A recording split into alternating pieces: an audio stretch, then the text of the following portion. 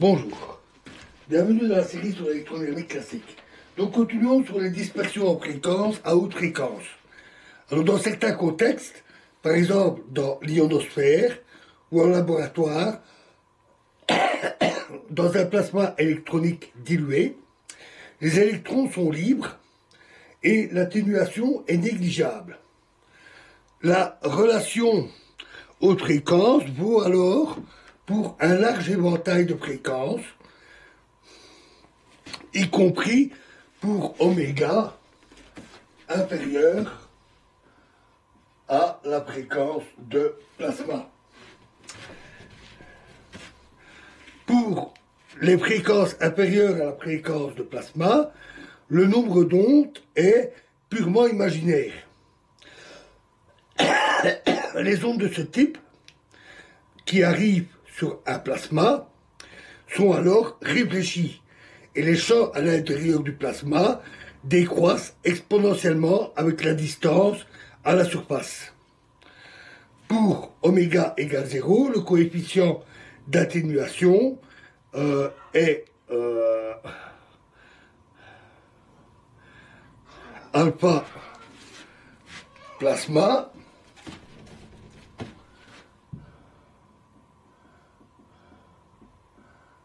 environ égal à 2 oméga p sur c.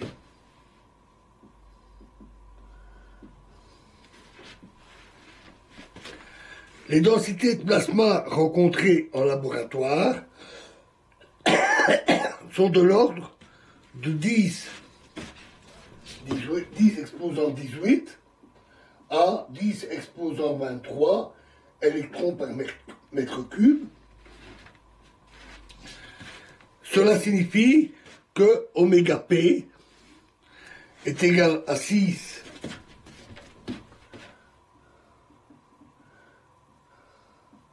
fois 10 à 6 fois 12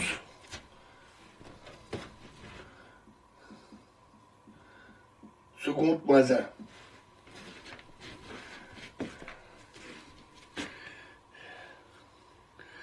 De sorte que les distances d'atténuation, qui sont données par alpha exposant moins 1, sont de l'ordre de 0,2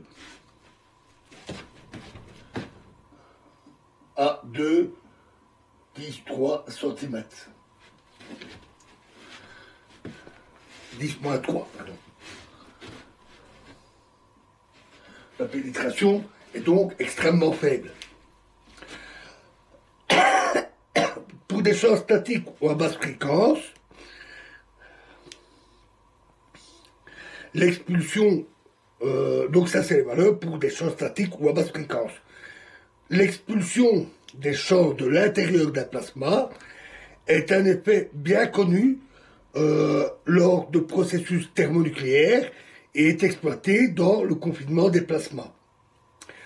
La réflectivité des métaux à partir des fréquences optiques correspond à un comportement fondamentalement identique à celui des plasmas dilués. La constante diélectrique d'un métal est donnée par la relation qu'on a vue au début de l'étude des basses fréquences et hautes fréquences pour oméga grand par rapport à gamma 0.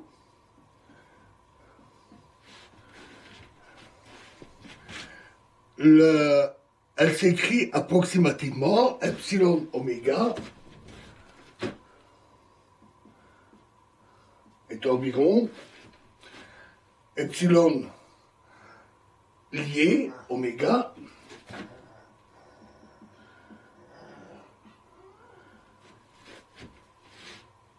moins oméga carré p sur oméga carré epsilon 0. Où oméga p égale racine de n z carré sur m star epsilon 0.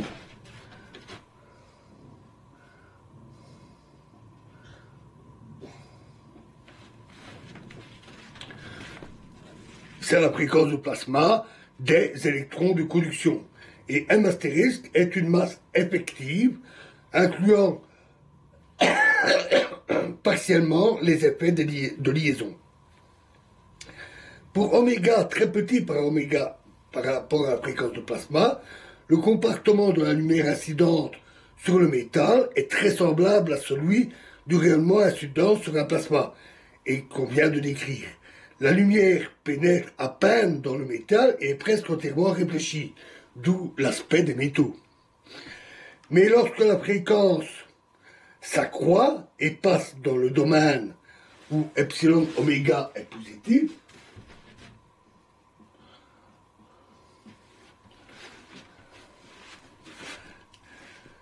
elle se trouve brusquement transmise par le métal, dont la réflectivité change radicalement. Ce phénomène survenant de manière caractéristique dans l'ultraviolet. On parle de transparence ultraviolet des métaux. La détermination de la fréquence critique associée donne des informations sur la densité de masse effective des électrons de conduction. Alors, donc voilà on a exploré toute la gamme des fréquences. Alors en guise d'illustration de la dépendance générale en fréquence des parties réelles de l'indice de réfraction et du coefficient d'absorption d'un milieu réel, on va considérer une substance qui est omniprésente sur Terre, l'eau. Alors, nous ne donnerons ici qu'une vision d'ensemble, en indiquant les plus importantes variations possibles, sans entrer dans les détails. Et donc, nous jetterons à l'eau, peut-on dire, dans la prochaine vidéo. Je vous remercie.